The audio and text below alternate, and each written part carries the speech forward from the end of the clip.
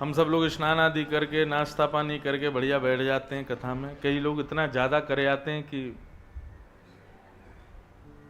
और मुझे मंच से दिख और जाते हैं। अब मेरे पास में पुष्प हो तो मैं फेंक के कहूं उठो उठ जाग मुसाफिर भोर भई, अब रेन कहां जो सोवत है। लेकिन दोष आपका नहीं है इसमें। भगवान ने जब कुंभकर्ण को मारा था तब निद्रा देवी ने राम जी से कह दिया था, बोले आपने मेरे पति को मारा है, मैं भी आपके वैकुंठ में ताला लगवाऊंगी। राम जी बोले कैसे लगवाओगे? बोले वैकुंठ कौन जाता? बोले कथा सुनने वाले। बोले मैं वहीं बैठी रहा करूंगी, जो कथा में आएंगे उन्हीं के ऊपर आके बैठ जाया करूंगी।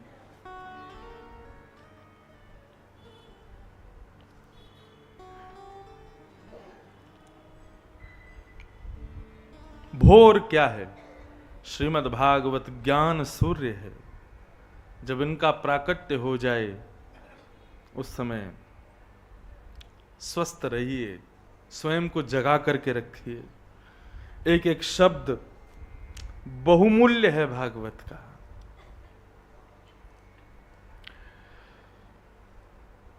तो महाभारत का अंतिम पड़ाव यहां पर सुनाया गया। परीक्षित कौन है उनका विषय प्रस्तुत किया।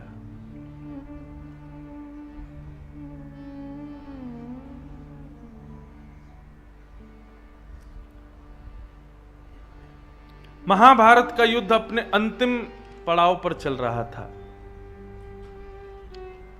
दो योद्धा युद्ध कर रहे थे, भीम और दुर्योधन। भगवान की आज्ञा मान करके भीम ने दुर्योधन की जंघा पर प्रहार किया, जो कि निषेध था। नाभि से नीचे प्रहार नहीं कर सकते आप धर्म युद्ध में। लेकिन भीम जब बार बार अपनी गदा मारता था, दुर्योधन मरता ही नहीं था। भीम ने भगवान की ओर देखा, इशारा किया, क्या करूं? ठाकुर जी ने इशारा किया, बोले जंघा में मारो। अब भीम का ये समर्पण, ये विश्वास देखिए ठाकुर जी के प्रति।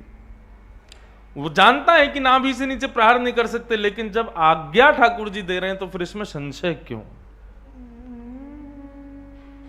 आज्ञा गुरुणाम अविचारणीयाम, गुरु की आज्ञा पर कभी विचार नहीं करना चाहिए। हम लोग गुरु में गुरुत्व का दर्शन करने की कोशिश करते हैं कि इसके अंदर गुरु के जैसे लक्षण हैं कि नहीं। पहले खुद को देखो कि तुम शिष्यत्व में हो कि नहीं हो। और एक बात कहें, यदि आपका शिष्यत्व प्रबल है ना, तो गुरु गुरुत्व को प्राप्त हो ही जाएगा। गुरु को श्रेष्ठ गुरु की क्रिया नहीं बनाती, शिष्य का शिष्यत्व बनाता है।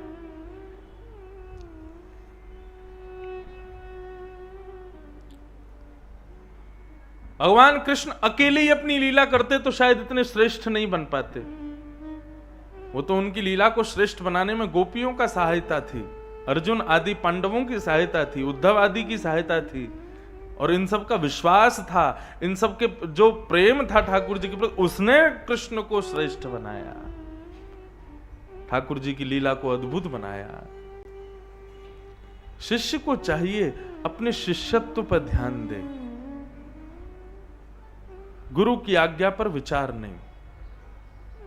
एक बार एक सेठ जी अपने बेटे को डांट रहे थे, और डांटते डांटते उन्होंने ऐसे ही सहज भाव में कह दिया, अरे तेरी जगह कोई साधारण गधा भी होता ना तो मरे हुए चूहे से भी पैसे कमा लेता, और तू इतना बड़ा व्यापार होने के बाद भी पैसा नहीं संभाल पा रहा है।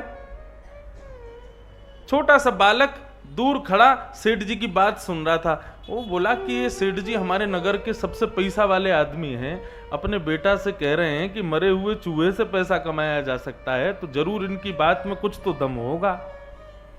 उसने विचार नहीं किया कि पैसा कैसे कमाया जाएगा। उसने सीधा मरा हुआ चूहा ढूंढ लिया और उसकी पूंछ उठा ली और उसको एक पात्र में रख करके ऐसे चलने लगा। ये भी नहीं विचार किया कि इसका क्या करूंगा, कहां ले जाऊंगा। केवल सेठ जी कह रहे थे तो जरूर कुछ ना कुछ तो मिलेगा। चूहा लेकर के वो चलने लगा। सामने से दूसरे सेठ जी आ रहे थे, उनकी बेटी साथ में थी, बेटी की गोद में बिल्ली थी। बिल्ली थोड़ी खिसियामनी हो रही थी, क्यों? उसको भूख लगी थी। वो बार बार बोले, पापा मेरी बिल्ली भूखी है, इसको भोजन चाहिए। इतने में सामने से उस बालक को आते देखा, बालक के हाथ में मरा हुआ चूहा देखा, तो सेठ जी बोले, बेटा हमारी बालिका की बिल्ली भूखी है, यदि तुम राजी हो तो हम तुमको 100 रुपया दे देते हैं, ये चूहा हमको दे दो। और 100 रुपया दे करके चूहा बिल्ली को दे दिया। प्रसन्न हो गया, बोले देखो मैंने उनकी आज्ञा पर विश्वास किया और मुझे कार्य की सिद्धि हुई। कार्य की सिद्धि आपकी लगन से होती है, कार्य की सिद्धि आपके तत्परता से होती है। लेकिन एक बात मेरी बहुत ध्यान से सुनिएगा, कार्य की सिद्धि विश्वास से भी होती है।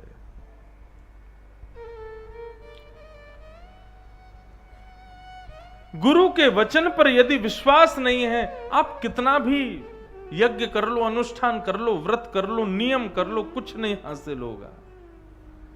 लेकिन गुरु के वचन के प्रति यदि दृढ़ता है, पूर्ण विश्वास है, साधारण भाव भी यदि गुरु कह देगा तो उससे भी आपका कल्याण हो जाएगा। आपका विश्वास प्रबल होना चाहिए। भीम ने अपनी प्रचंड गदा का प्रहार किया और दुर्योधन की जंघा टूट गई और महाभारत का युद्ध पांडव जीत गए। गुरुपुत्र अश्वत्थामा ने जाकर के दुर्योधन से कहा, मैंने पहले ही कहा था मुझे सेनापति बना दो। कई लोग होते हैं उनको ना पदेशना होती है। पदेशना समझ रहे हैं? पद की बड़ी इच्छा होती है। हम जाएं तो हमसे पूछा जाए, हमको बैठाने के लिए सोफा दिया जाए, हमको 4 लोग पानी के लिए पूछें, 2 लोग चाय के लिए पूछें, 3 लोग पीछे पीछे घूमते रहें कि ये खा लो वो खा लो। ऐसे कई लोगों की बड़ी इच्छा होती है। कई बार तो मैं कथा करने जाता हूं तो लोग मिलने के लिए आते हैं और जब मिलने आते हैं तो अपने अपने क्रियाकलापों को बड़े अच्छे ढंग से बताते हैं कि महाराज जी हमारी कथा में प्रशंसा करते हैं। एक बार मैं कहीं गया तो वहां एक व्यक्ति आए, महाराज जी 2000 लोगों को हर वर्ष खाटू श्याम लेके जाता हूं, 1 रुपया नहीं लेता किसी से। सबकी भोजन की व्यवस्था, सबकी आने जाने की व्यवस्था, सबकी बस की व्यवस्था, सबकी रहने की व्यवस्था भी करता हूं, बस 500 रुपया लेता हूं। मैंने कहा अभी तो आप बोले कुछ नहीं लेते। 500 रुपये, 500 रुपये में क्या होता महाराज जी, फिर भी लेता हूं, थोड़ा बहुत तो लग जाता है, बस वो करके और सबको करा के लाता हूं। लेकिन मैं किसी को बताता ही नहीं हूं कि मैं ऐसा करता हूं। मैं सोचता हूं मुझे तो बता दिया, और संग में 20 लोग और बैठे थे उनको भी बता दिया। और फिर जाते जाते प्रणाम कर गए, लिफाफा धर के, वो महाराज जी आप थोड़ी चर्चा कर देना कथा में, मेरा नाम ये है तो किसी को अगली बार जाना होगा तो चल देगा। मैंने बहुत बढ़िया। पदेशना, पद की ज्यादा इच्छा होना ये उचित नहीं है। अपमान का बोध उसी को होता है जिसको बहुत सम्मान की इच्छा होती है, और जिसको सम्मान की इच्छा नहीं होती उसका जानबूझ के अपमान भी कर दिया जाए तो उसको पता नहीं चलता कि मेरा अपमान हो गया है। हम अपनी कथाओं में ज्यादा सम्मान के क्रियाकलाप कम करवाता हूं मैं। कई जगह कमेटी के लोग कथा कराते, महाराज जी सब सम्मान करेंगे, आपको आके माला पहनाएंगे। मैंने कहा भैया देखो एक मेरी बात बहुत ध्यान से सुनना, मैं तुम लोग सब माला पहना दोगे, माला पहनने से क्या होगा, मुझे लगेगा कि मैं बहुत बड़ा आदमी हूं। अब यहाँ इस कथा में तो मेरा बहुत सम्मान हो गया, अगली कथा बेचारे साधारण परिवार के लोग करा रहे हैं, उन्होंने सम्मान नहीं किया तो मेरे मन को क्षोभ होगा कि मतलब पिछली कथा बढ़िया थी, रोज सम्मान होता था, यहाँ सम्मान ही नहीं हो रहा। मैंने इसलिए मुझे समता में रहने दो, ज्यादा सम्मान मत लेने दो। को माला भी पहनाता है तो मैं थोड़ी देर स्वीकार करके फिर पधरा देता हूँ। हाँ, गर्मियों में यदि मोंगरा की माला हो तो नहीं उतारता, क्योंकि वो मुझको प्रिय है, उसकी सुगंधी आती रहती है तो कथा और बढ़िया होती है। सम्मान से बच्चों, सम्मानम कलयाति घोर गरलम। आहा, हमारे वृंदावन शतक में कहते हैं कि संसार में यदि सबसे बड़ा विष कोई है तो वो सम्मान। सम्मान से बचो। यदि 4 लोग आपकी प्रशंसा कर रहे हो, प्रयास करो कि वहां से उठ के चले जाओ। आप कहोगे महाराज जी कितना बुरा लगेगा, 4 लोग प्रशंसा कर रहे हैं हम उठ के चले जाएं। ठीक है, बैठो, लेकिन स्वीकार मत करो वो जो भी कहें। नीची नजर कर लो, कानों को जितना हो सके अनसुना करने की कोशिश करो, हाथ जोड़ लो, ठाकुर जी का उस समय स्मरण करो और नाथ मुझे बचाओ, उस समय त्राहिमाम कह के चिल्लाओ, बोले इस सम्मान से मुझे बचाओ। सम्मान विष के समान है, आपको नहीं पता होता वो कितने अवगुणों को जन्म दे देता है आपके ही भीतर। सम्मान से बचो।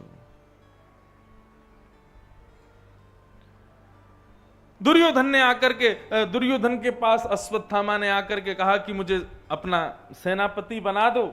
अब ये सेनापति बनने की इच्छा कब कर रहा है? जब सारी सेना ही खत्म हो गई, कौरव हार गए, तब कह रहा मुझे सेनापति बना दो। दुर्योधन के पास कोई और रास्ता नहीं था, उन्होंने कहा ठीक है बना दिया सेनापति, जाओ 5 पांडवों को मार दो। सोते हुए 5 पांडवों को मारने के लिए अश्वत्थामा गया, लेकिन जब रक्षक सुदर्शन चक्रधारी है, कोई बाल बांका कैसे कर सकता है? ठाकुर जी ने आधी रात में ही समस्त पांडवों को जाकर के कहा कि भाई युद्ध विजय के बाद हंस दर्शन करना चाहिए, ऐसी शास्त्रों की आज्ञा है, चलो हंस का दर्शन करने चलो। आधी रात में उठा के 5 पांडवों को ले गए, परंतु द्रौपदी के 5 पुत्र सोते रह गए। अंधेरे में आकर के अश्वत्थामा ने 5 पुत्रों को मार दिया। सर ले जाकर के जब दुर्योधन को दिखाए तो पता चला 5 पांडव नहीं हैं, द्रौपदी के 5 पुत्र हैं। इस शोक में दुर्योधन के प्राण निकल गए। और प्रातःकाल का समय जब द्रौपदी ने देखा कि मेरे पुत्र मारे गए, जो पांडव आज उत्सव मनाने वाले थे, आज आनंद मनाने वाले थे, शोक मनाने लगे। तब भगवान को लेकर के अर्जुन गया। अर्जुन ने प्रतिज्ञा ले ली थी कि मैं द्रौपदी के हत्यारों को जीवित नहीं छोड़ूंगा, द्रौपदी के पुत्रों के हत्यारे को जीवित नहीं छोड़ूंगा। भगवान ने उस समय अर्जुन को रोका कि ऐसा निर्णय मत लो, लेकिन अर्जुन नहीं माना। क्रोध करना चाहिए। देखो एक मेरी बात सुने, लोग कहते हैं हमको क्रोध बहुत आता है, क्या करें? कुछ मत करो, प्रकृति है आपकी। क्रोध किसको नहीं आता संसार में? सबको आता है। हमने बड़े बड़े महाराज जी देखे हैं, महाराज वो क्रोध ऐसा कर दो, बिना चप्पल चट्टी खड़ाऊ उठाए फेंके तो बात ही नहीं करते, ऐसे बड़े बड़े महात्मा देखे। क्रोध किसको नहीं आता? संसार में सबको क्रोध आता है, लेकिन अति सर्वत्र वर्जयेत, अति में नहीं आना चाहिए। उसकी एक लिमिटेशन होनी चाहिए, उसका एक अनुपात होना चाहिए। नमक भोजन को स्वादिष्ट बनाता है, लेकिन पूरा ही नमक डाल दोगे तो फिर तो खाने योग्य नहीं बचेगा। चीनी से दूध मीठा होता है, लेकिन पूरी चीनी डाल दोगे तो दूध पीने योग्य नहीं बचेगा। इस ऐसे ही हमारे जीवन में क्रोध जो है वो नमक का काम करता है, या समझ लो मिर्च का काम करता है, लेकिन मिर्च थोड़ी सी ही होनी चाहिए, तभी स्वाद बरकरार बना रहेगा। बहुत डाल दोगे तो जल जाएगा मुंह। कैसा क्रोध होना चाहिए? जल के जैसा। जल का स्वभाव क्या होता है? शीतल।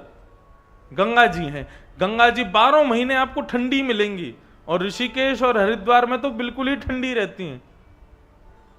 हाँ, बात अलग है कि आप बनारस में, कानपुर और वहां बंगाल साइड जाओगे, रहेंगी वहां भी ठंडी, लेकिन इतनी नहीं होती, लेकिन रहती शीतल ही है। जल को गर्म करना पड़ता है, उसको एक पात्र में ले जाओ, ले जा करके चूल्हे पर रखो, तब जाकर के जल गर्म होता है। मतलब हमारा स्वभाव जल के जैसा होना चाहिए। जब माहौल गर्म हुआ है, माहौल क्रोध करने वाला हुआ है, तब ही आप क्रोध करो। लेकिन जल का एक और स्वभाव होता है, जब चूल्हे से पात्र को हटा दिया जाता है, जल अपने आप ठंडा हो जाता है। जल को ठंडा करना नहीं पड़ता, जल अपने आप ठंडा होता है। ऐसे ही मानव का स्वभाव होना चाहिए।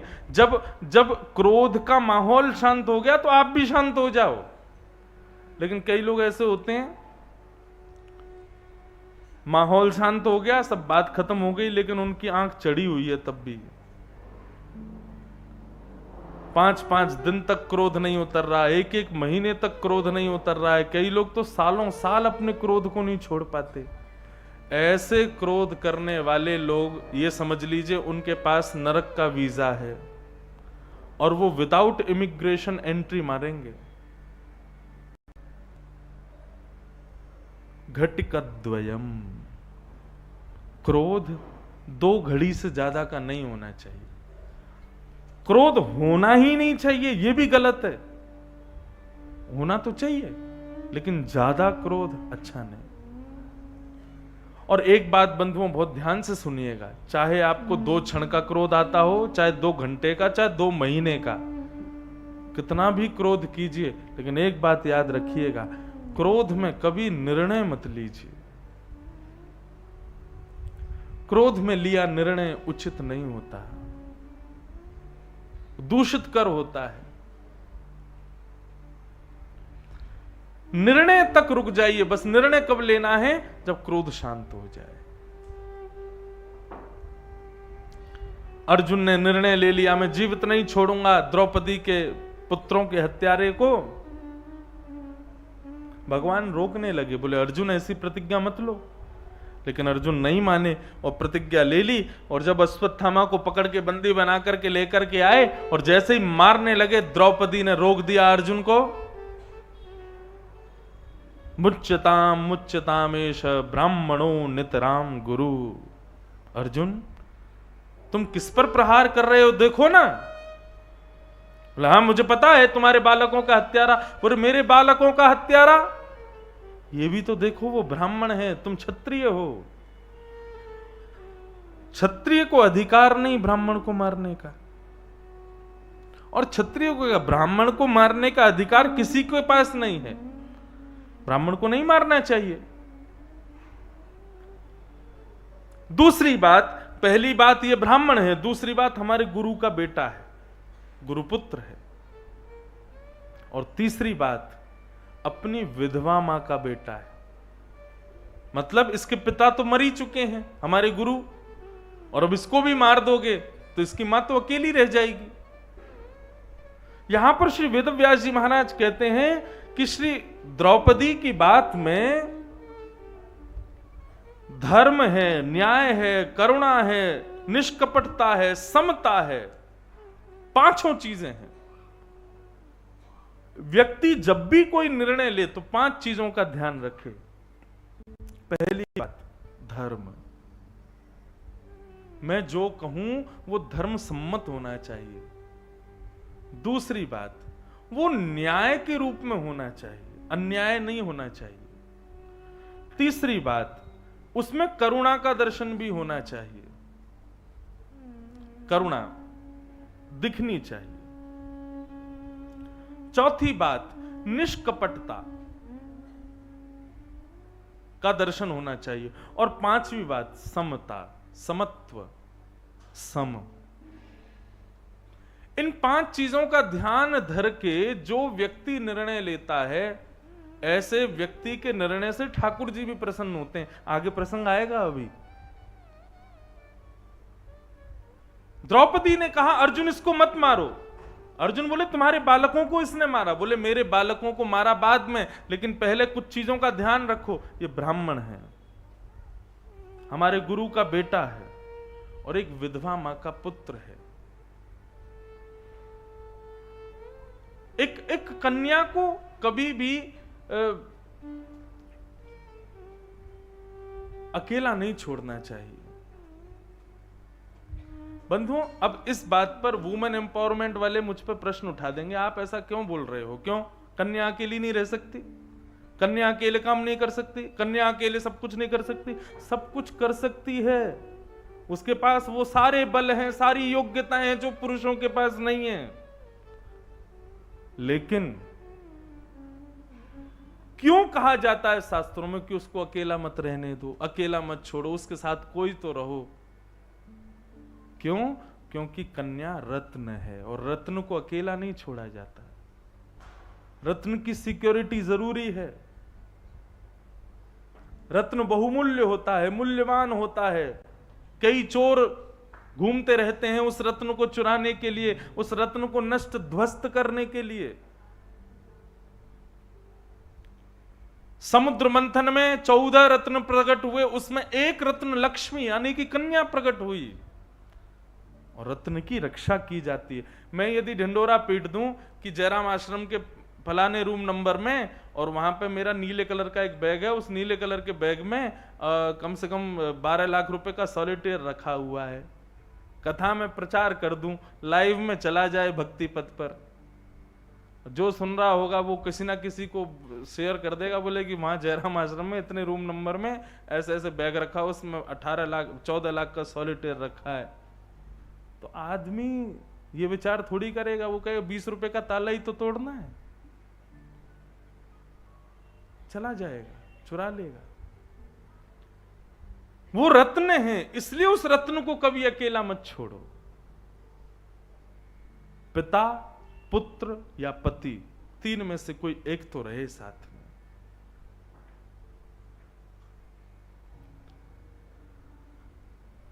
द्रौपदी कहती है इनके पिता को मार करके तुमने मां को विधवा कर दिया, अब एक ही सहारा है मां का और वो है ये पुत्र, और इसको भी मार दोगे, मां अकेली रह जाएगी। तुम सोच भी सकते हो अर्जुन कितना बड़ा पाप है ये। मेरे पुत्रों को मारा, मुझे इसका गम नहीं, लेकिन जिस पीड़ा से मैं गुजर रही हूं, पुत्र विरह, वो इसकी मां को ना हो, ये मुझे विचार करना चाहिए। एक कहावत आती है ना, दूध का जला छाछ भी फूंक के पीता है, क्योंकि वो दूध से जल चुका है। लेकिन आजकल स्थिति अलग हो गई है। अभी क्या हो गया है कि हमको पता चल गया कि हम जिस रास्ते से गए हैं, इस रास्ते पे बड़े कंकड़ थे, बड़े पत्थर थे और बड़ी इसमें दुविधाएं थी, और हमें पता चल जाए दूसरा उसी रास्ते से जा रहा है, तो वो हमसे पूछे भैया कैसा था रास्ता, हम खुद ही देख ले जा। हम उसको बताते नहीं हैं कि भाई वहां रास्ते में ऐसी ऐसी दुविधाएं हैं, और बल्कि ये कहते हैं जान दे, मजे आएंगे, ये भी तो गिरेगा, हम भी तो गिरे थे। गंगा जी में स्नान करते हैं तो लोग पूछते महाराज जी आगे देखना गहरा तो नहीं पानी। अब मुझे पता है कि वहां गहरा है, लेकिन मैं नहीं नहीं बिल्कुल देखो यहाँ तक पानी है, कूदो। अब जैसे वो कूदा बेचारा बुबुक गया भीतर। ऐसी स्थिति आजकल हो गई है लोगों की। लेकिन ये धर्म नहीं है। धर्म क्या कहता है, जिस पंथ से आप निकले हो, जिस पथ से आप निकले हो, पीछे वालों को सावधान करते हुए जाओ। इस रास्ते में ये दुविधाएं थी, तुम सावधान रहना। पुत्र के मरने पर मां को कितनी पीड़ा होती है अर्जुन, ये मुझको अभी मैं सह रही हूं, और वही पीड़ा इसकी मां को भी मैं होने दूं, ये धर्म नहीं है। इसलिए इसको मत मारो। इस बात पर कोई रीझा ना रीझा पता नहीं, लेकिन उस सभा में बैठे हुए योगेश्वर कृष्ण ने ताली बजाई। नेत्र सजल हो गए भगवान के। द्रौपदी को हृदय से लगा लिया, मेरी बहन। मानो मानो परब्रह्म नतमस्तक हो गया द्रौपदी के इस निर्णय पर। क्यों? क्योंकि 5 बातों का ध्यान रखा द्रौपदी ने, धर्म, न्याय, करुणा, निष्कपटता, समता। और प्रसन्न होकर के भगवान ने अपना नाम द्रौपदी को दे दिया। भगवान का नाम कृष्ण, द्रौपदी का नाम कृष्णा। निरीक्ष कृष्णापकृतम गुरु सुतम कृष्णा।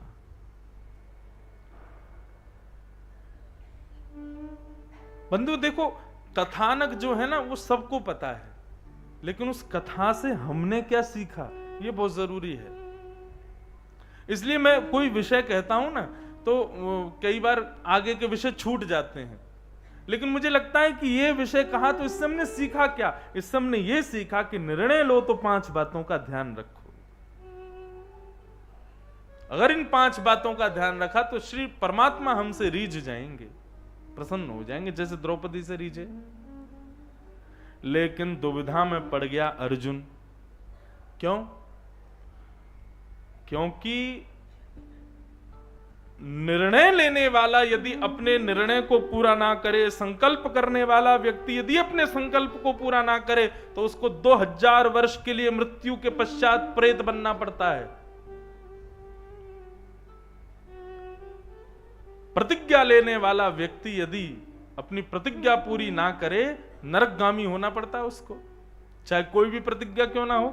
अर्जुन ने प्रतिज्ञा ली थी कि बालकों के हत्यारे को मारेगा, और अब स्थिति है कि मार नहीं सकता। अर्जुन अब संकोच में पड़ गए, क्या करूं, मैंने तो प्रतिज्ञा ले ली थी कि इसको मारूंगा, और अब द्रौपदी मना कर रही है कि मत मारो। द्रौपदी की छोड़ युधिष्ठिर से पूछा, भैया आप बताओ मैं क्या करूं, मारूं छोड़ दूं? युधिष्ठिर बोले, नहीं मैं भी द्रौपदी के साथ। छोटे भैया भीम से पूछा, भीम भैया आप बताइए मारूं कि छोड़ूं? बोले तूने छोड़ दिया तो मैं मार दूंगा। नकुल सहदेव से पूछा, तुम बताओ? बोले कि नहीं द्रौपदी ठीक कह रही है, मत मारो। प्रजा से पूछा तो प्रजा ने कहा हमारे हवाले कर दो, हम मार देंगे। अर्जुन सोच रहे हैं क्या करूं मैं। तब अर्जुन ने आलोक्यम वदनम सख्य, अपने सखा को देखा, कृष्ण को देखा, और कृष्ण को भाव भरी दृष्टि से देख करके पूछा, क्या करूं? भगवान बोले, मुझसे क्या पूछ रहे हो? मैं मना कर रहा था प्रतिज्ञा मत लो, तब तुमने मेरी एक नहीं सुनी, और अब जब फंस गए तब मेरे पास आ रहे हो। बंधुओं, हमसे जब भी कोई अपराध होता है ना, हमारे भीतर कहीं ना कहीं हमारी दिव्य चेतना हमको रोकती है करने से, लेकिन हम उसकी मानते नहीं है। वो जो रोकता है ना हमको, वही कृष्ण है। नहीं माना अर्जुन ने। अब भगवान से पूछने लगा क्या करूं? भगवान बोले, अब मुझसे मत पूछो, मैंने तुमको मना किया था प्रतिज्ञा मत लो, तब तुमने मेरी नहीं मानी, अब क्यों पूछ रहे हो? चरणों में गिर गए, बोले भगवान बताइए ना क्या करूं, इसको मारूं या छोड़ूं? भगवान कहते हैं, ब्रह्म बंधुर न हंतव्य आतताई बधारहण। बालकों का हत्यारा कोई भी क्यों ना हो अर्जुन, उसको छोड़ना नहीं चाहिए, और ब्राह्मण कैसा भी क्यों ना हो उसको मारना नहीं चाहिए। ये ब्राह्मण है, इसलिए कितना भी बड़ा अपराधी हो, मृत्यु दंड नहीं, चाहे कोई और दंड दे दो, मृत्यु का अधिकारी नहीं है। लेकिन ये बालकों का हत्यारा है, इसलिए इसको किसी भी कीमत पर छोड़ना नहीं चाहिए। अर्जुन बोला, आप जैसे न्यायालय में न्यायाधीश हो जाएं तो क्या होगा फिर? ये कैसा न्याय दे रहे हो ठाकुर जी? मैं इसको मार भी दूं और छोड़ भी दूं, और छोड़ूं भी नहीं और मारूं भी नहीं, ये क्या बात हुई? भगवान बोले, बुद्धि पर विचार कर, प्रकाश डाल, क्या कह रहा हूं मैं। और तब अर्जुन ने ध्यान करते हुए अपनी बुद्धि, अरे गीता सुनी है भगवान से, साधारण थोड़े ही। जब विचार किया, अर्जुन को समझ आ गया कि भगवान क्या आज्ञा कर रहे हैं। ये ब्राह्मण है इसलिए इसको मृत्यु दंड नहीं देना, बालकों का हत्यारा है इसलिए इसको छोड़ना नहीं है। लेकिन हम मानते हैं कि मृत्यु दंड सबसे बड़ा दंड है, लेकिन नहीं, मृत्यु दंड से भी बड़ा एक दंड होता है। क्या? सम्मानित व्यक्ति का अपमान। किसी सम्मानित व्यक्ति को, जिसका बहुत सम्मान होता हो, भरी सभा में उसका अपमान करके जीवित छोड़ दो, उस समय वो सोचेगा इससे बढ़िया तो मैं मर जाऊं, मेरी मृत्यु क्यों नहीं हो रही है। कारागृह में, जेल में जो लोग कैदी होते हैं और बहुत बड़े अपराध करके जो लोग जाते हैं, उनको 20 साल की सजा भी ऐसी लगती है, अरे राम राम, इससे बढ़िया तो मैं कल ही मर जाऊं। मृत्यु तो मुक्ति है, मृत्यु तो मुक्त होना है, मृत्यु तो बच जाना है। जीवित रहना तो मेरे ख्याल से मृत्यु से भी खतरनाक है। मृतक व्यक्ति को तो जलने का भी एहसास नहीं होता, और जीवित व्यक्ति को तो एक एक क्षण का एहसास होता है। सुख दुख उसके हृदय में ना जाने कितनी बार जन्म लेते हैं।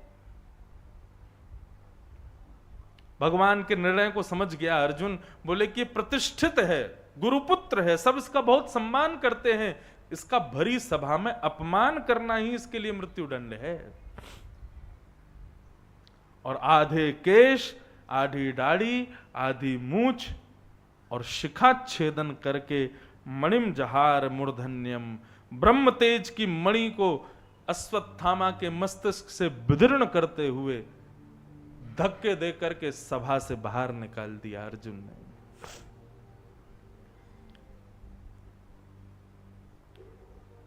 ऐसा शास्त्र आज्ञा करते हैं, हिंदुओं की कुछ पहचान होती है, उसमें एक पहचान है चोटी, लेकिन आजकल चोटी पहचान केवल ब्राह्मणों की रह गई है, और अब धीरे धीरे ब्राह्मणों ने भी रखनी बंद कर दी है। ऐसा कहते हैं ब्राह्मण जिस दिन अपनी शिखा छेदन करवा लेता है, उसी दिन आधा ब्रह्मत्व उसका नष्ट हो जाता है। हिंदू जिस दिन अपनी चोटी कटवा लेता है, उसी दिन उसका आधा हिंदुत्व नष्ट हो जाता है। आजकल लोग खुद ही काट लेते हैं अपने आप ही, शर्म आती है रखने में। हमको अपनी पहचान बताने में, अपने आप को प्रदर्शित करने में कि हम हिंदू हैं, इससे ही शर्म आती है। और लड़ रहे हैं हम लोग हिंदू राष्ट्र के लिए, लड़ रहे हैं हम लोग सनातन धर्म के लिए। पहले हम अपने अंदर तो हिंदुत्व को जगाएं, पहले खुद के अंदर तो लाना प्रारंभ करें, तब तो हम समाज में कर पाएंगे। हमें चाहे गाड़ी चलवा लो, हमें चाहे आप प्लेन में बैठा दो, हमसे चाहे क्रिकेट खिलवा लो, हम रहते धोती में ही है 12 महीने। हम क्रिकेट खेलने जाते हैं सुबह सुबह, खूब छक्के मारते हैं, लेकिन धोती में ही जाएंगे, पैंट नहीं पहनेंगे। क्यों? धोती केवल इसी के लिए कि कथा करनी है तो मेरा स्वरूप है ना। 12 महीने मैं तो रात धोती पहन के ही सोता हूं। ये हमारी पहचान है, ये हमारी धरोहर है, ये हमारा सर्वस्व है। सदैव अपने वैष्णव रूप में रहो। एक सौभाग्यवती नारी विवाह के बाद मांग में सिंदूर भरने लगती है, गले में मंगलसूत्र पहनने लगती है, हाथों में चूड़ियां पहनने लगती है, साड़ी पहन के रहती है। क्यों? ताकि जब वो निकले घर से तो सबको पता चल जाए कि ये विवाहिता है, इसका विवाह हो चुका है, ये सौभाग्यवती है। और एक साधारण भाषा में कहूं तो ये रिजर्व्ड है। ठीक ऐसे ही जब कोई धोती, चोटी और तिलक लगा के निकलता है तो ये समझो ये रिजर्व्ड है। किससे? बोले ठाकुर जी ने इसको स्वीकार कर रखा है, ये ठाकुर जी का हो चुका है।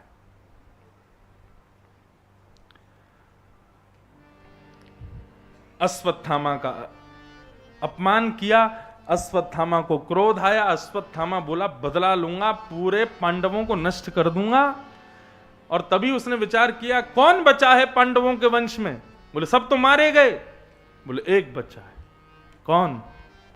अभिमन्यु की पत्नी अभी गर्भवती है, उसके गर्भ का बालक बचा है, वो जन्म ले उससे पहले उसको मार दो। अश्वत्थामा अभिमंत्रित करता है ब्रह्मास्त्र को और छोड़ देता है उत्तरा के ऊपर। उसी समय भगवान द्वारिका के लिए निकल रहे होते हैं। सब पांडवों से कहते हैं अब अपना ध्यान रखना, सब कुछ बढ़िया से संभालो, हम द्वारिका जा रहे हैं। जैसे ही भगवान द्वारिका जाने लगे, दोनों भुजाएं उठा करके रोती रोती दौड़ी दौड़ी आई उत्तरा भगवान के पास कि पाही पाही महायोगिन देव देव जगतपते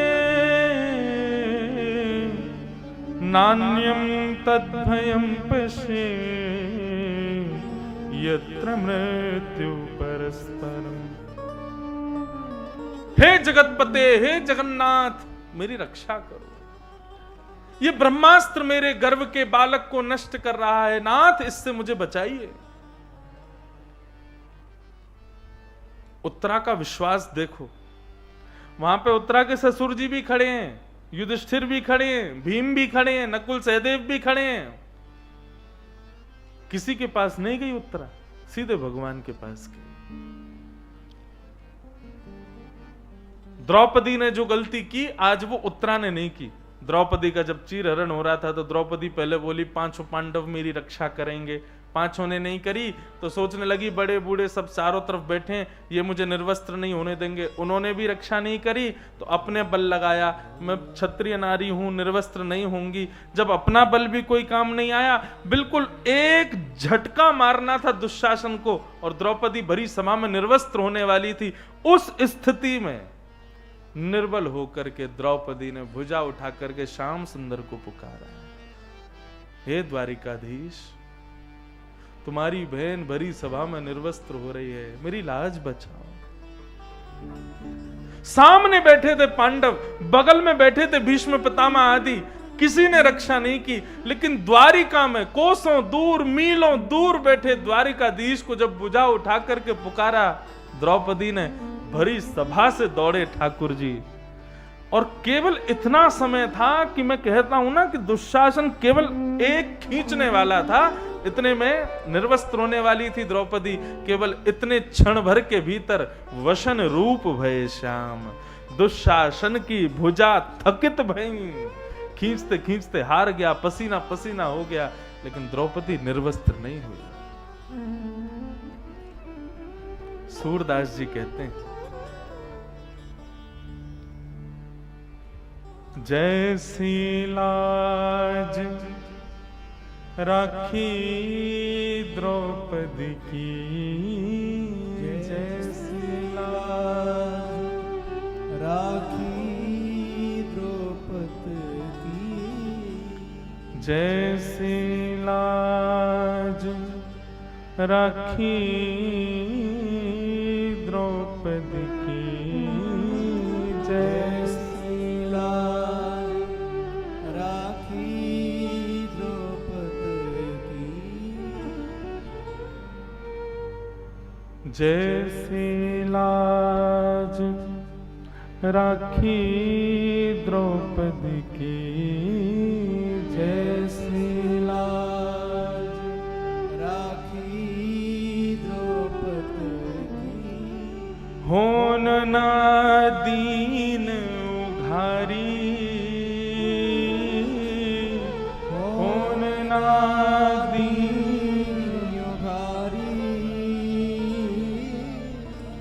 खेचत खेचत दो भुज थाके, खेचत खेचत दो भुज थाके, खेचत खेचत दो भुज थाके, खेचत खेचत दो भुज थाके, दुशासन पचधारी,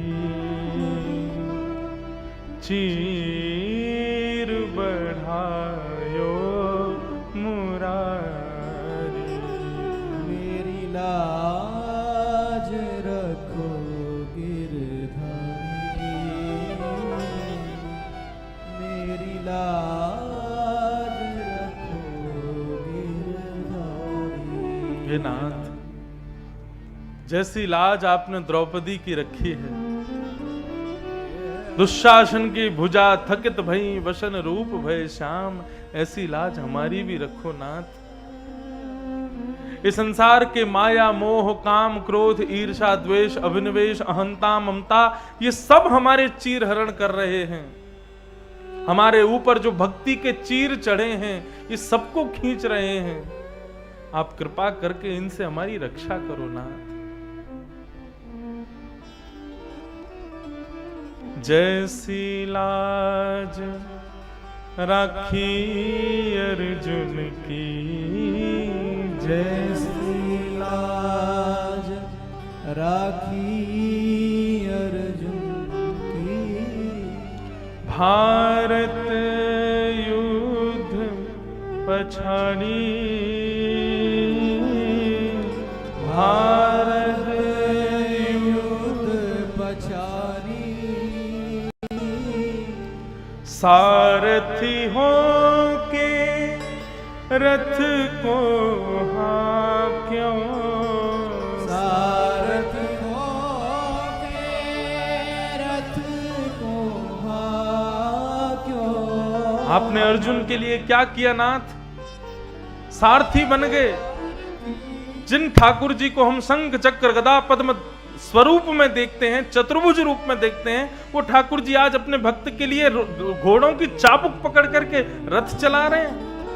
सारथी हो के रथ को हाँक्यों, सारथी हो के रथ को हाँक्यों। कौन? चक्र सुदर्शन धारी, दुशासन पचधारी, मोरी लाज रखो गिरधारी, मोरी लाज रखो गिरधारी। बंधुओं एक बात कहें, संसार का कोई भी व्यक्ति चाहे कितना भी बड़ा नास्तिक ही क्यों ना हो, आप सब भी यहां बहुत उम्र के भी लोग बैठे हैं, कोई भी व्यक्ति ऐसा कह नहीं सकता कि उसने जीवन में कभी ठाकुर जी की कृपा का अनुभव नहीं किया। ऐसा हो ही नहीं सकता। कभी ना कभी ठाकुर जी की कृपा का अनुभव हम सब ने किया है। हम सब ने अनुभूति की है कि कहां कहां किस किस कैसी कैसी परिस्थितियों में जहां कोई गुंजाइश नहीं थी, ठाकुर जी ने रक्षा की। वो बात अलग है कि हम मानते नहीं है, हम स्वीकार करते नहीं है, लेकिन विचार कीजिए 8 अरब जनसंख्या है संसार की, इससे ज्यादा होगी, और केवल मानवों को क्यों गिनते हो? ये जलचर जीवों को भी गिनो, वंचर जीवों को भी गिनो, आकाश के पक्षियों को भी गिनो। सबका ध्यान ठाकुर जी को रखना, अकेले ठाकुर जी को, और फिर भी सबका ध्यान रखते हैं वो।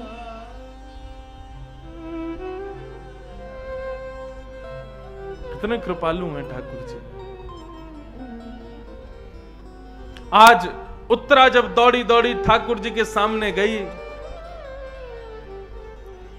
अंगुष्ठ मात्र रूप धारण कर लिया ठाकुर जी ने, किसी को दिखाई नहीं दिए। एक रूप से तो बाहर खड़े हैं, उत्तरा की बात सुन रहे हैं, दूसरे रूप से तो अंगुष्ठ मात्र बन गए और नासिका की श्वास नली से भीतर प्रवेश कर गए। अपनी चक्रा नाम की गदा को इतनी द्रुत गति से घुमाया ठाकुर जी ने कि आकाश से आ रहे ब्रह्मास्त्र का वहीं विध्वंस हो गया, और उत्तरा के गर्भस्थ शिशु की रक्षा ठाकुर जी ने की।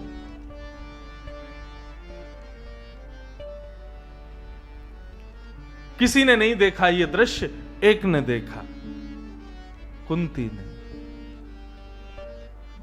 और जैसे ही भगवान ने देखा कि आकाश में ब्रह्मास्त्र नष्ट हो गया, भगवान बोले उत्तरा देख, तेरे भजन के प्रताप से अपने आप ही ब्रह्मास्त्र नष्ट हो गया।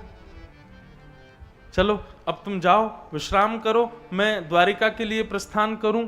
जैसे ही भगवान द्वारिका के लिए प्रस्थान करने लगे, कुंती जी ने आकर के रथ रोक दिया और भगवान से कहा, बोले बड़े चतुर हो आप, दूसरों को मान देते हो, दूसरों को प्रतिष्ठा देते हो, उत्तरा को कहते हो कि उसके भजन के साधन से वो बची है। मैंने देखा कि आपने उसकी रक्षा की। और फिर यहां पर कुंती ने भगवान की स्तुति गाई, और स्तुति गाते हुए केवल एक ही वरदान मांगा। हम कभी सोच भी नहीं सकते ऐसा वरदान मांगा कि विपद सन्तु न स्व तत्र तत्र जगद्गुरो भवतो दर्शनम यस्या अपने भव दर्शनम। कुंती भगवान से कहती है, बोले ठाकुर जी आप यदि मुझे कुछ देना चाहते हो प्रसन्न होके तो एक वरदान दे दीजिए। कैसा वरदान? संसार में जितनी भी विपत्तियां हैं, जितनी भी आपत्तियां हैं, सब मेरे जीवन में आ जाए, सारे दुख मेरे जीवन में आ जाए, ऐसी कृपा मुझ पर कर दो। एक बात कहूं बंधु, भक्त का लक्षण है जब ज्यादा सुख जीवन में आने लगता है ना तो भक्त को चिंता होती है।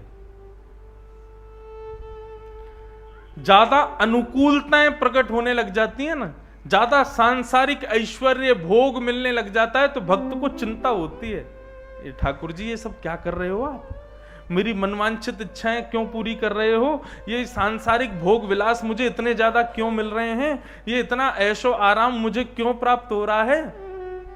क्योंकि भक्त को ठाकुर जी ये सब देते नहीं है, लेकिन अगर ये सब बहुत मात्रा में मिलने लग जाए तो आपको चिंता होनी चाहिए।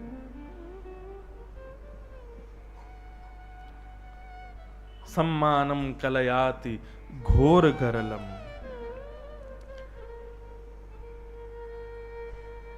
आपने जो चाहा और तुरंत आपको प्राप्त हो गया, उस रात्रि सोना मत चिंता के मारे। क्यों? क्योंकि क्या होता है, अपना बेटा पेप्सी मांगे तो मां नहीं देती, लेकिन पड़ोसी का बेटा घर आया वो कहे कि पेप्सी पीनी है आंटी, तुरंत मंगा देती है। क्यों? क्योंकि अपना नहीं है, अपने का ध्यान रखा जाता है। दूसरे के बच्चे आते हैं तो हम लोग समोसा मंगा लेते हैं, कचौड़ी जलेबी सब मंगा लेते हैं, अपने बच्चे मांगे तो उनको पीटते हैं, रोटी खा, भिंडी की सब्जी से खाओ। और बाहर के जब रिश्तेदार नातेदार आते हैं, मेहमान आते हैं, तो फिर ऐसे पिज्जा बर्गर पास्ता सब आ जाता है घर में। बच्चे भी सोचते हैं ऐसे मेहमान रोज ही आया करे। ठीक उसी प्रकार बंधुओं, हम सब ठाकुर जी के बालक हैं। हम मनवांछित वस्तु मांगे और ठाकुर जी तुरंत दे दें तो समझ जाना ठाकुर जी अपना नहीं मानते हैं, ठाकुर जी किसी और का मान रहे हैं, तभी हमको जो हम मांगते हैं तुरंत दे देते हैं। हम मांगे और ठाकुर जी विलंब करें, ना देवें, तो इसमें प्रसन्न रहना, अपना मानते हैं ठाकुर जी इसलिए नहीं देते। और क्यों नहीं देते उसके पीछे भी कारण यह है कि मां बालक के लिए उचित सोचती है। बालक तो केवल अपनी इच्छा पूर्ति करवाता है, लेकिन मां वो देती है जो बालक के लिए उचित है।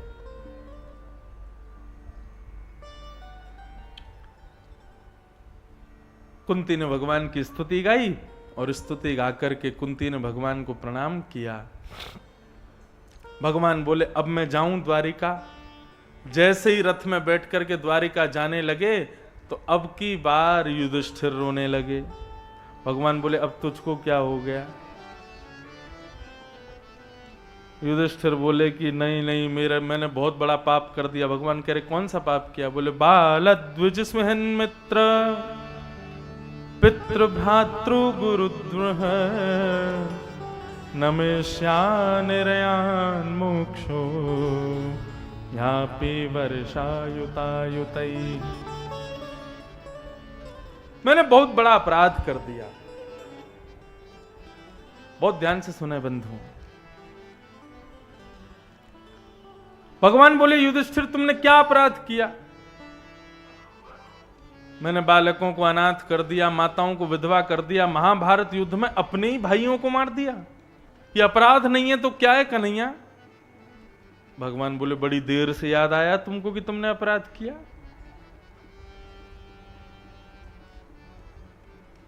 एक बात कहें बंधुओं, अपराध होने से पूर्व ये अपराध है ऐसा बोध होकर के रुकना अच्छा है, लेकिन अपराध होने के बाद ये अपराध है ये जानकारी पता लगने पर रोना, अपने आप को कोसना और सबको दूषित भाव से देख करके और ऐसा कहना कि बहुत बड़ा पाप हो गया, अरे मैं तो किसी काम का नहीं, अपने आप को बिल्कुल अयोग्य समझना, ये भगवान कहते हैं नपुंसक व्यक्ति का लक्षण है। अपराध हो जाए और पता चल जाए कि अपराध है, तो ऐसी स्थिति में रोना नहीं है कर्म पर हाथ धर के, ऐसी स्थिति में अपने अपराध को स्वीकार करके क्षमा मांग करके दोबारा नहीं करेंगे, ऐसा कहना चाहिए। बस भगवान अर्जुन को समझाते हैं गीता में, जो अपने अपराधों के प्रति दोष बुद्धि रख करके, ठीक है दोष तो वो है ही है, लेकिन स्वयं को दोषी ठहरा करके और फिर कहता है कि अरे राम मैंने बहुत बड़ा अपराध कर दिया, अब मैं किसी काम का नहीं, अब मैं कुछ नहीं करूंगा, अब मैंने ऐसा कर दिया वैसा कर दिया, और आत्महत्या तक करने की सोच लेता है। बोले भगवान कहते हैं ऐसा व्यक्ति ना पुरुष है ना स्त्री है, किस विचारधारा का है विचार कर लो। इसलिए अपराध होने के बाद में क्षमा मांगो और पुनः ना करने का आश्वासन दो। और एक बात और कह दें, अपराध करने के बाद आपने क्षमा मांग ली, आश्वासन दे दिया अब नहीं करेंगे, और फिर दोबारा यदि किया, वो फिर क्षम्य नहीं है व्यक्ति, उसको दंड तो मिलेगा, बहुत भयानक मिलेगा। इसलिए अपराध बोध होने पर अपने अपराध को स्वीकार कर लीजिए, पुनः नहीं करेंगे ऐसा आश्वासन कीजिए। लेकिन अपराध करने पर दुखी हो जाना, अपने आप को कोसना, अच्छा अपराध भी बहुत प्रकार के होते हैं, कई अपराध ऐसे होते हैं एक ही बार हुए हैं तो फिर उसके बाद क्षमा है ही नहीं, उनको महापाप कहते हैं। कल उनके बारे में चर्चा करेंगे, महापाप किसको कहते हैं। पाप होते हैं और महापाप भी होते हैं। महापाप करने वाला व्यक्ति, उसके लिए क्षमा है ही नहीं, फिर तो ठाकुर जी की कृपा हो जाए तो ही उसको क्षमा मिलेगी, नहीं तो नहीं मिलेगी। उसका पूरा श्लोक है, अपने गुरु जी से पूछ के बताऊंगा कल, उसमें गौ हत्या भी आती है, मातृ पितृ दूषकान, माता पिता से द्वेष करना, ये भी आता है, और क्या क्या है, पूरे शायद 10 लक्षण हैं महापाप के जिसमें क्षमा नहीं मिलती। लेकिन पाप हो जाए और अपने हम पाप को स्वीकार कर लें और फिर कान पकड़ के कहते हैं अब कभी नहीं करेंगे, क्षमा मिल जाती है।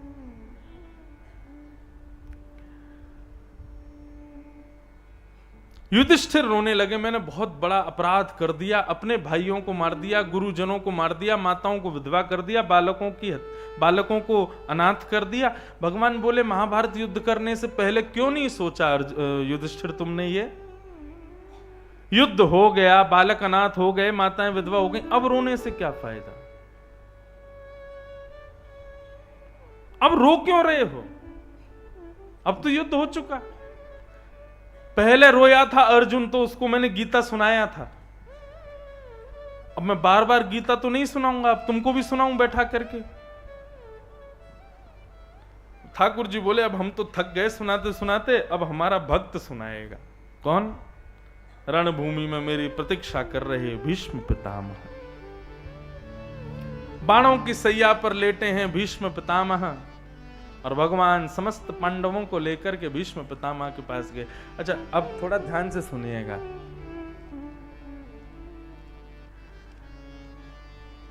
भीष्म पितामह की मृत्यु क्यों नहीं हो रही? रोम रोम में बाण लगा है भीष्म पितामह के, मर क्यों नहीं रहे? क्योंकि उनको इच्छा मृत्यु का वरदान है, जब तक उनकी इच्छा नहीं होगी वो मरेंगे नहीं। बंधुओं, ये इच्छा मृत्यु का वरदान केवल भीष्म पितामह को नहीं, हम सबको है। लेकिन बात यह अलग है, हमने कभी इच्छा मृत्यु की नहीं है। आदमी सब चीज का विचार कर लेता है जीवन में, कहां घर बनाऊंगा, कैसी लड़की से शादी करूंगा, कैसे लड़के से ब्याह करूंगी, कैसे बच्चे होने चाहिए, उनके नाम क्या होंगे, उनका स्कूल कौन सा होगा, वो कौन से कॉलेज में पढ़ेंगे, बच्चे बड़े होके इंजीनियर डॉक्टर बनेंगे, ऐसा करेंगे, बच्चों का विवाह कहाँ होगा, हम सब पहले से विचार कर लेते हैं। जीवन में हर उस वस्तु का चिंतन कर लेते हैं जो हमारी नहीं है, लेकिन जो हमारी है उसका चिंतन हम कभी नहीं करते। और हमारी क्या है? मृत्यु। बालक का जन्म हो, उसकी जन्म कुंडली बनवाओ, ब्राह्मण देवता से पूछना क्या बनेगा बड़ा होके, इंजीनियर बनेगा, डॉक्टर बनेगा, व्यापारी बनेगा, ये बनेगा, वो बनेगा, लेकिन कोई गारंटी नहीं है कि जो बोला वो बनेगा ही। लेकिन अनपढ़ गंवार व्यक्ति बिना कुंडली देख के भी कह देगा कि ये मर जरूर जाएगा। कुछ बने चाहे नहीं बने, कुछ करे चाहे नहीं करे, एक दिन जरूर मर जाएगा। मेरी भविष्यवाणी सुनो, इस पंडाल में जितने लोग बैठे हैं एक दिन सब मर जाएंगे, कोई नहीं बचेगा। हमारे मित्र हैं बागेश्वर धाम वाले, वो सबके भविष्य पर्चा सब लिख देते हैं, ये होगा, वो होगा, सब होगा। मैंने भी एक दिन लिख दिया। बोल महाराज क्या लिखा है? मैंने कहा एक दिन सब मर जाएंगे। मैंने कहा एक बार को आपकी बात में तो 90% सत्यता होगी, 10% नहीं भी हो, मेरी बात 100% सत्य है। कहने का अभिप्राय, मरने से पहले जो कुछ भी हमको प्राप्त हो रहा है ये सब हमारा है नहीं, हम अपने कर्म से उसका निर्माण करते हैं। लेकिन मृत्यु, इस पर कर्म का कोई फर्क नहीं होता, ये तो है ही सबकी। जन्म लिया तो मृत्यु हमारे साथ ही जन्म लेती है, गले में गलवैयां डाल के ही रहती है, जिस दिन मन आ जाएगा गले लगा लेगी। हम उसके बारे में कभी सोचते हैं ना, बल्कि सोचने से डरते हो रहे हैं। मृत्यु की चर्चा मत करो, मृत्यु की बातें मत करो। कोई मृत्यु की चर्चा करे भी तो उसका मुंह बंद कर दे, भाई शुभ शुभ बोलो, अच्छा बोलो, क्या मरने जीने की बातें करते हो। लेकिन बंधुओं, ये भागवत का पंडाल है, यहां मृत्यु की ही चर्चा होती है।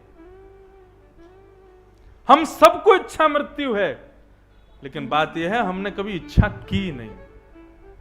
करो, आज ही करो, गंगा जी के तट पे करो।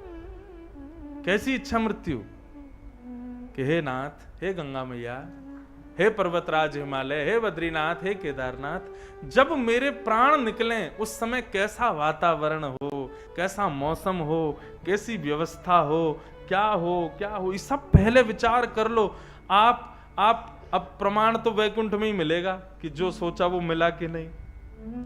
लेकिन मैं आपको व्यासपीठ से कह दूं, आप जैसी मृत्यु की इच्छा कर लोगे, ठाकुर जी की जिम्मेवारी है, वैसी मृत्यु मिलेगी।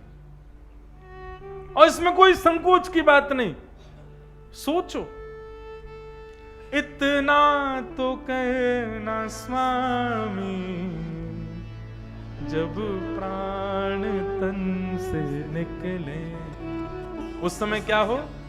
गोविंद नाम लेकर जब प्राण तन से निकले, श्री गंगा जी का तट हो या फिर यमुना का वंशीवट हो, और मेरे पुत्र, मेरी पुत्री, मेरी पत्नी, मेरे बच्चे, मेरे खानदान, इनमें से कोई भी मेरे सामने ना हो, मेरा सांवरा निकट हो, जब प्राण तन से निकले।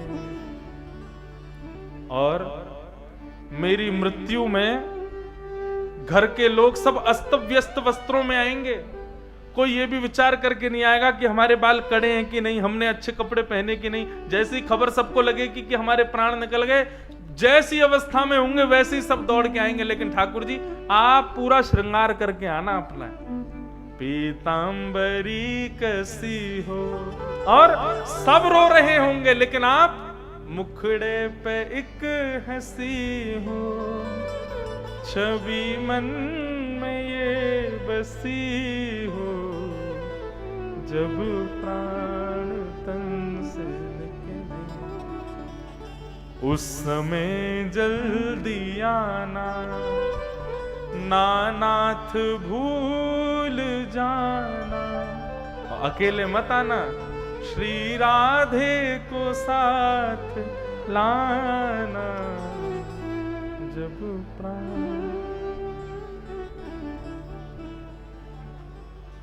ऐसी इच्छा हमने की कभी? यहां तो आप सब लोग एक दूसरे का सहारा मिल गया तो गा गए, अकेले बैठ के गाओ गंगा जी पे, कांप जाएंगे हाथ पैर। हे गंगा मैया, अभी ना नाती का ब्याह रह गया है, बोर हो जाए बस, फिर ले जाना। अरे प्राण चाहे जब निकलें, लेकिन निकलें इस अवस्था में।